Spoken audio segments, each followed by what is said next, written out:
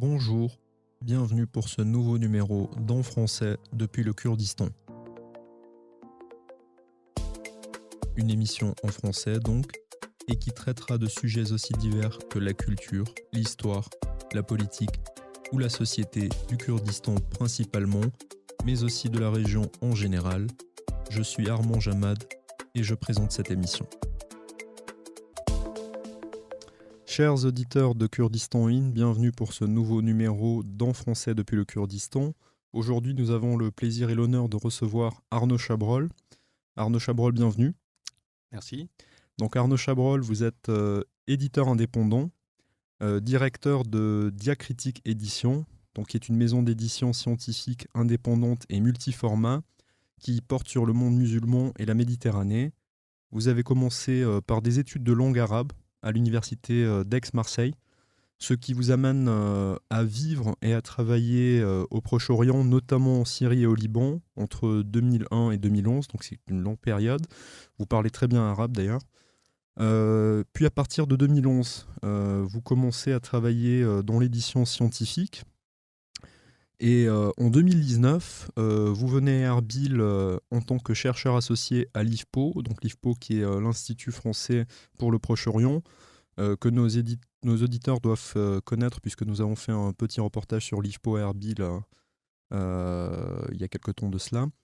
Et en parallèle de votre activité de chercheur à l'IFPO, vous continuez votre activité d'éditeur indépendant. Donc, cher Arnaud, ma première question sera simple.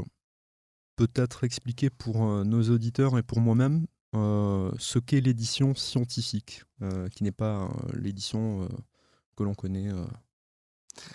Alors, pour commencer, je dirais qu'il y a deux façons principales de distinguer l'édition scientifique des autres types d'éditions, au pluriel, hein, parce qu'il y a beaucoup de types d'éditions en réalité.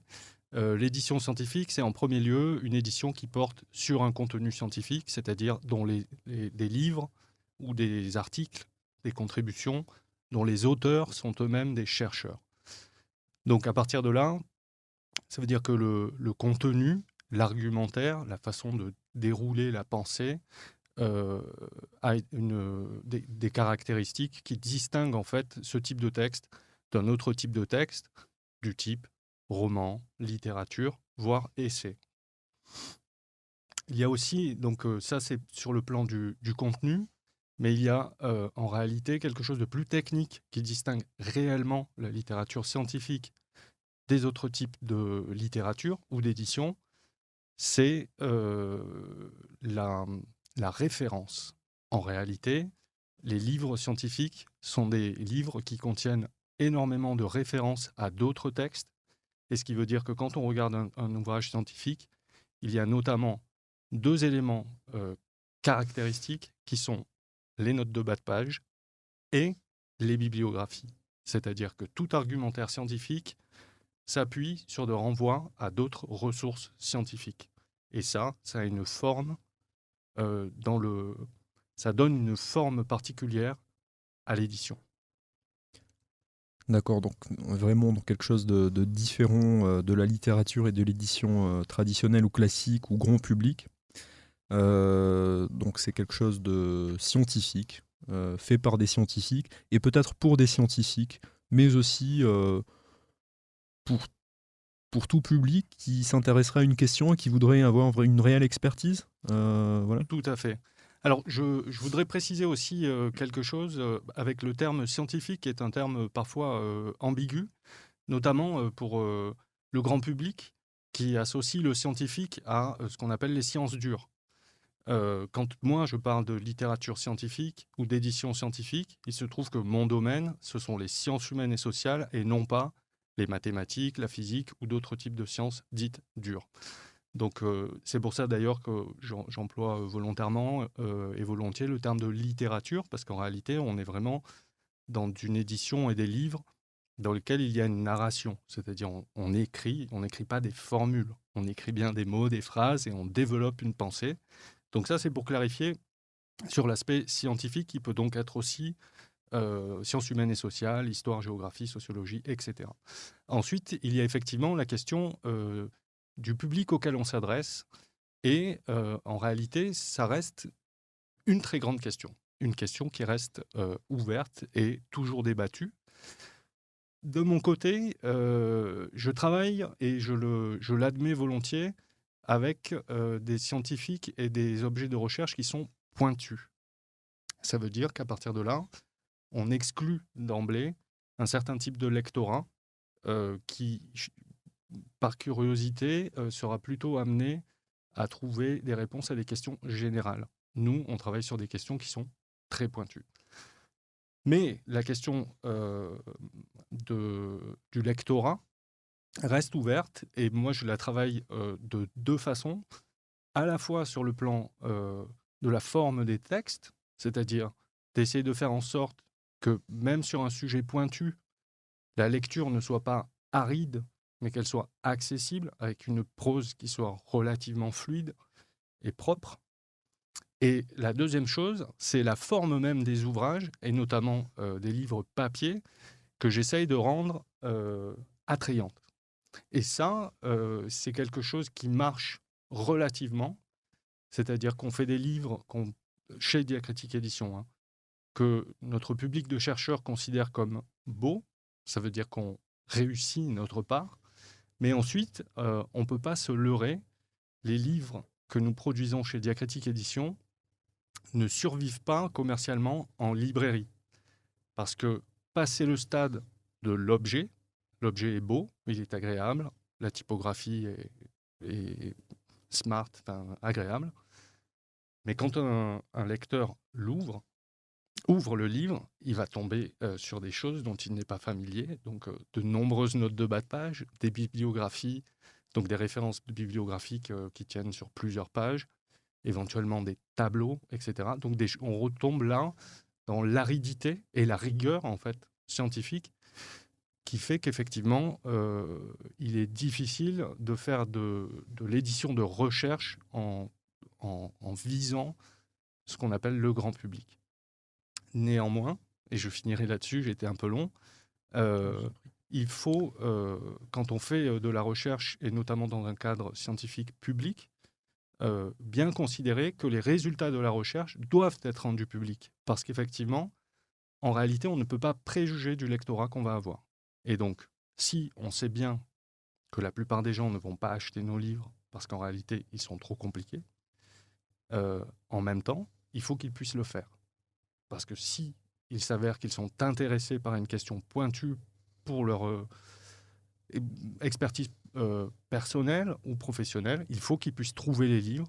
Et dans ce contexte, donc, ça nous amènera peut-être à un autre volet de Diacritique Édition, qui est celui de la diffusion et de l'accessibilité. On fait en sorte que tout le monde puisse trouver facilement nos livres, les acheter à un prix abordable, de façon à rendre notre littérature et surtout les résultats de la recherche accessibles. Un point très, très important, oui, j'allais y venir parce que j'ai eu l'occasion de regarder un petit peu votre site internet, donc Diacritique Édition, alors c'est comment Org. le trouver .org, voilà, donc pour nos auditeurs puissent le trouver sur Google assez facilement, je crois. Tout à fait. Donc j'ai eu l'occasion de regarder un petit peu, et effectivement, j'ai même constaté qu'il y avait certains des livres qui étaient en accès libre, gratuit, en ligne directement. Donc j'imagine que c'est dans le cadre de cette recherche d'accessibilité au plus grand nombre. Tout à fait. Alors, un des fondements en fait, de la démarche de Diacritique Édition a été de travailler sur la question de l'accessibilité de deux façons. La première est ce qu'on appelle le multiformat. C'est-à-dire qu'on s'est proposé de fabriquer des ouvrages et de les diffuser à la fois en papier, mais aussi en format numérique, sachant que des formats numériques, il y en a plusieurs, et qu'ils ont chacun leurs propriétés et caractéristiques. Donc en réalité, dans le monde scientifique et académique, et aussi estudiantin, il faut bien comprendre qu'on parle aussi aux étudiants, tout se passe par Internet, on le sait. Les bibliothèques existent, elles continuent d'indexer, de recevoir des livres en papier, mais la plupart des gens cherchent leurs informations en premier lieu sur Internet.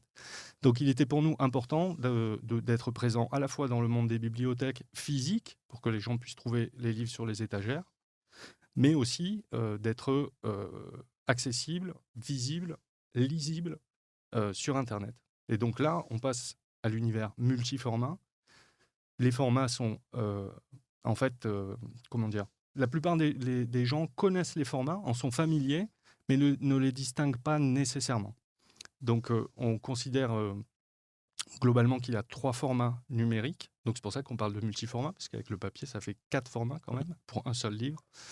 Donc, sortie du papier, on a le PDF, dont les gens sont tout à fait familiers en général. Bien sûr. Voilà, les modalités de lecture évoluent avec le temps. Avant, on téléchargeait, puis on lisait. Maintenant, ça s'affiche directement sur un navigateur, etc. Donc ça, c'est le PDF d'un côté. On a l'EPUB, qui est un format HTML dérivé, et que les gens utilisent surtout sur ce qu'on appelle les liseuses, qu'on distingue des tablettes. Les tablettes étant pour caractéristique, je dirais, d'avoir un écran tactile qui ressemble en fait à celui des smartphones. Et on a aussi ce qu'on appelle les liseuses, dont la plus connue est la Kindle, qui a été produite par Amazon, et qui permettent de lire comme un livre, entre guillemets, mais sur un support numérique, c'est-à-dire sans l'aspect tactile. Alors, c'est un format qui est très, très intéressant parce qu'en fait, il est complètement ouvert et il est tout à fait manipulable, quoi. Mais ensuite, le marché, si vous voulez, de la liseuse nous dépasse, quoi. C'est-à-dire que nous, on est ouvert à tous les usages, mais ce sont les usages les usages se modèlent avec le temps. Bref, donc ça, c'est le deuxième format, l'EPUB. Et le troisième, qui est aussi, dont les gens sont très familiers, mais au point qu'en fait, ils ne le distinguent pas comme format, c'est le HTML, c'est-à-dire la page web. Ouais. Et donc ça, c'est aussi donc un format qui est très intéressant pour nous, notamment parce que donc nos livres sont sous forme de sites internet et de pages web, qui font que quand on veut les consulter, il suffit de cliquer sur un lien avec un navigateur, et puis on ouvre comme ça le livre par chapitre, etc. Donc tous ces formats numériques ont numériques et tous ces formats, je dirais papier inclus, moi je les envisage comme ayant des caractéristiques propres et une pertinence singulière à chaque fois. Par exemple, dans les formats numériques, dans la recherche, quelque chose qui est crucial, c'est ce qu'on appelle la recherche plein texte. Donc, on est dans un livre, on cherche un mot, il suffit de faire un CTRL F ou pomme F, de taper le mot, et là, on peut circuler dans une page web en essayant de trouver, par exemple, le nom de Armange, dont on sait qu'il a été cité quelque part dans le livre. Ça, on ne peut pas le faire dans le papier. Ouais.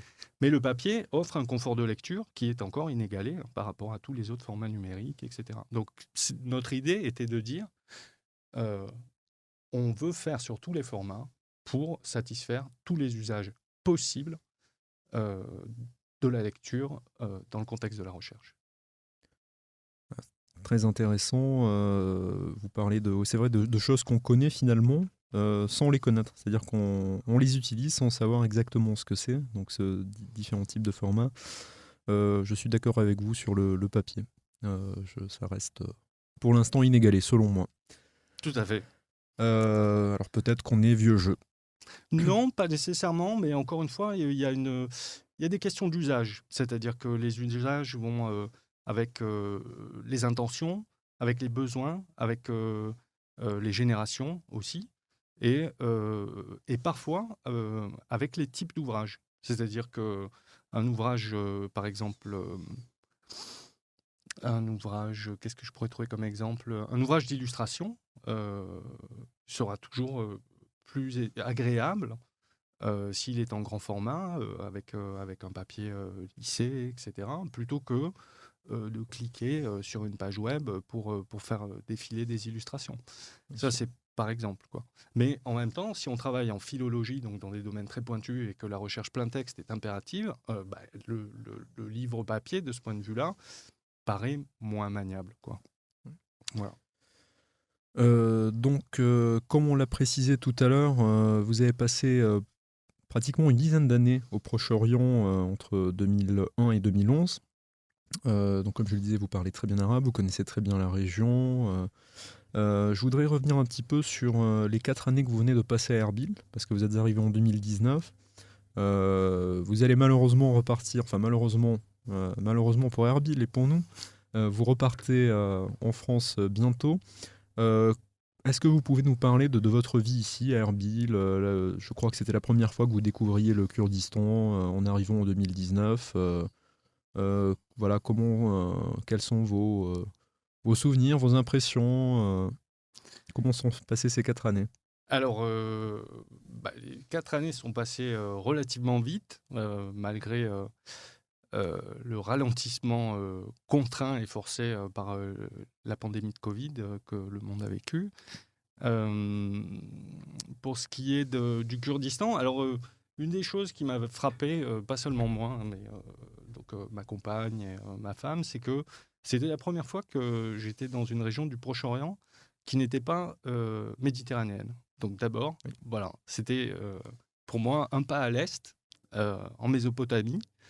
Et de ce point de vue-là, c'est tout à fait, ça c'était entre guillemets exotique pour moi, puisque on quittait un certain univers culturel et voire anthropologique qui m'était familier, et je n'avais pas du tout anticipé ça. Donc c'était une surprise et une découverte très agréable, quoi. Enfin agréable et surtout intéressante, quoi. Euh, Ensuite, quelque chose aussi qui m'a frappé, que j'ai trouvé intéressant tout de suite, c'est que dans mes expériences précédentes au Proche-Orient, euh, j'étais toujours dans des capitales ou des villes, des centres urbains, qui avaient une profondeur historique vraiment importante. Et quand on est arrivé à Erbil, ce qui nous a frappé, en réalité, ce n'est pas l'absence de profondeur historique, puisque la citadelle est là comme symbole pour marquer justement l'empreinte urbaine dans l'histoire et l'Antiquité. Mais on a quand même affaire à une ville qu'on peut qualifier de nouvelle en réalité, et elle continue encore de se construire sous nos yeux, mais de façon assez étonnante, quoi. Puisque voilà, toutes les villes évidemment continuent de se développer, hein, dans le monde. C'est même pas c'est un phénomène urbain courant, c'est tout à fait naturel. Mais ici, on a vraiment ce sentiment un peu passé une première ceinture, d'être dans du ex nihilo, et la rapidité avec laquelle les choses se passent continue de me surprendre, quoi, hein. C'est-à-dire, si on prend la ceinture, par exemple la 100, comme on l'appelle ici. Et un périphérique, pour préciser pour nos auditeurs, donc la son, comme on l'appelle, le 100 mètres, disent les Kurdes, donc c'est un périphérique qui fait le tour de la ville, qui date des années. Alors c'est entre 2000, ça a été construit, si je ne m'abuse, début des années 2010, hein, ça a été terminé la construction.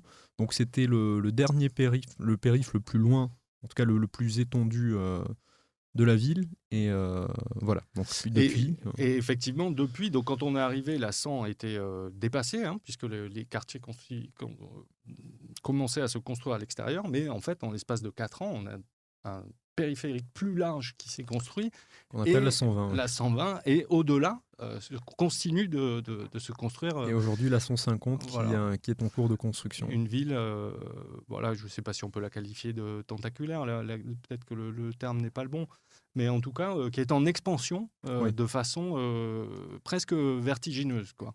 Donc voilà, ça fait partie des petites expériences voilà, de la vision que je garderai d'Erbil, quoi, à la fois comme ville mésopotamienne, si je peux dire, et en même temps comme une ville nouvelle qui connaît une expansion fulgurante, quoi. Ouais, je suis tout à fait d'accord. Alors moi, la première fois que je suis venu, que j'ai visité Erbil, donc j'étais encore enfant, c'était il y a bien longtemps de ça, une vingtaine d'années, et c'était une toute petite ville effectivement. Donc vous aviez la citadelle, quelques quartiers autour. C'était relativement petit, c'était il n'y a pas si longtemps, c'était finalement en 2000, donc ça fait une vingtaine d'années. Je suis revenu quelques années plus tard, ça s'était un petit peu agrandi, on n'avait pas encore la son. Et puis c'est vrai que ce qui est impressionnant à Erbil, c'est que ça se voit pratiquement chaque année. Chaque année, on voit que la ville grandit, ça se voit à l'œil nu. Et effectivement, c'est une ville, surtout depuis les années, surtout depuis la chute du régime Baas en 2003, qui connaît une expansion assez fulgurante. Oui. Mm. Oui, alors voilà, ça fait partie un petit peu. Bon, après, évidemment, il y a la culture kurde aussi, hein, parmi les choses que j'ai découvertes et que je ne connaissais pas. Donc, ça, c'était aussi. Vous connaissiez peut-être un petit peu la Syrie, Alors, la bien sûr, communauté kurde. j'avais tout à fait merci de Mais préciser. c'était à Damas, Il y avait hein. une vision quand même globale de ce qu'était le Kurdistan, hein, c'est-à-dire ce qu'on appelle le Grand Kurdistan. Et la façon dont les communautés kurdes sont réparties en fait dans la région. Et donc une expérience plus concrète de la culture kurde autour de Damas et en Syrie, qui était en même temps présente, voilà, j'allais dire très présente, mais non, qui était vraiment présente et brimée, entre guillemets, tout à la fois, ou très, très contrainte, quoi. Et c'est vrai que quand on arrive à Erbil, enfin au Kurdistan irakien, là, on met de plein pied enfin, on arrive de plein pied dans une culture kurde épanouie, assumée et en construction, quoi. Donc ça, c'était tout à fait intéressant et très riche en même temps, hein. Nous avons souhaité, avec ma compagne, apprendre le kurde, ce qui a été un échec patenté, pardon. Mais c'est ainsi, donc sans regret, mais ça fait partie des choses très intéressantes et riches que nous avons touché du doigt ici, donc avec une multiplicité de langues kurdes, d'alphabets, voilà, que des choses qui, d'ailleurs, étaient et demeurent stimulantes pour moi en tant qu'éditeur, quoi. C'est-à-dire comprendre comment, par exemple, ce qu'on appelle l'alphabet, je ne sais plus comment on appelle cet alphabet arabo-persique, Oui. Et remanier, en fait, dans un autre cadre linguistique avec d'autres codes, etc., c'est tout à fait intéressant et stimulant sur le plan technique, quoi. Donc rien ne dit que je ne ferai pas un jour des ouvrages citant des sources en kurde. Oui, peut-être l'apprendre lors de votre retour en France, Tout à fait. à l'INALCO. Tout à fait. Bien, écoutez, merci beaucoup, cher Arnaud Chabrol, d'avoir été notre invité. Ce fut un plaisir. Quant à moi, chers auditeurs, je vous dis à très bientôt pour une nouvelle émission d'En français depuis le Kurdistan. Merci beaucoup. Merci à vous. Au revoir.